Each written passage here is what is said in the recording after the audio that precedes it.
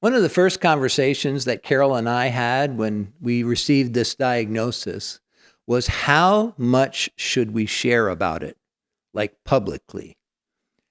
Now, that may seem like a pretty basic question, but when you're dealing with something so personal and private, it really is an important thing to think about and to discuss with your loved ones. Now, before I get into the details of how we came out on this question, I think it might be helpful to do a little background work on how people generally process information and how they like to talk about it.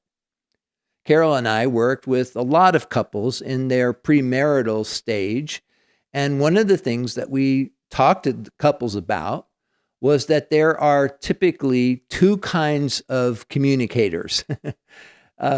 There are those that want to process out loud. They are external processors. And then there are those who are more private, or what we called internal processors. Now, let me explain what I mean by that. There are some people who tend to figure out what they're thinking by talking it out. In other words, there's a lot of jumbled thoughts in their mind, and in order to make sense of what they're thinking, they need somebody to listen to them. And it's as they process it out loud that they figure out, oh, yeah, this is what I feel, or this is what I need, or this is what's important to me. So we call those folks external processors. On the other hand, you have people on the other side of the spectrum that tend to be more private and personal. And the way that they sort through what they're thinking about is to be by themselves, to go inside, to maybe go to a quiet place with a notebook, and they sort through their feelings and their thoughts internally. And they're not ready to talk about it until they've done that. Now, what we found in our premarital work was that often external processors marry internal processors and vice versa. And that makes sense when you really stop and think about it. External processors need somebody to listen to them and to help them process what they're saying. And internal processors eventually need somebody to help them find words for the thoughts and feelings that they have. And so when it comes to this question of how public should we be, I think it's very much impacted by this reality. Some people want to be more public. It helps them process what they're experiencing. And others tend to be more private because they'd rather do it in a more personal space with themselves, maybe their family, and one or two close friends. Now, in our marriage, I tend to be more of an external processor. I like to talk things out. I want to be a person who can navigate what I'm feeling and thinking in this public sphere. My wife tends to be one more who's, private and personal. And there's not one way or another that's right. I think every couple has to sort this out for themselves. Now, I think for me, it has been one of those deals where I've had to navigate through in negotiation with Carol, what's the right balance? How do I both get what I need and respect what she prefers? And so when it comes to the various ways in which we've navigated this process, we've bounced ideas off one another. And I think we've been able to balance each other pretty well.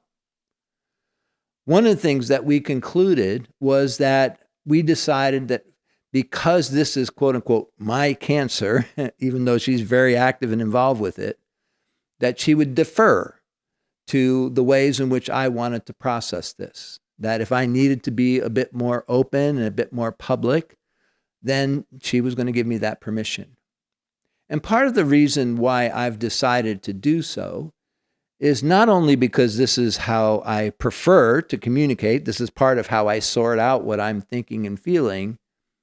I'm also motivated by something that someone said to me early on in my ministry. They happened to be part of our worship team.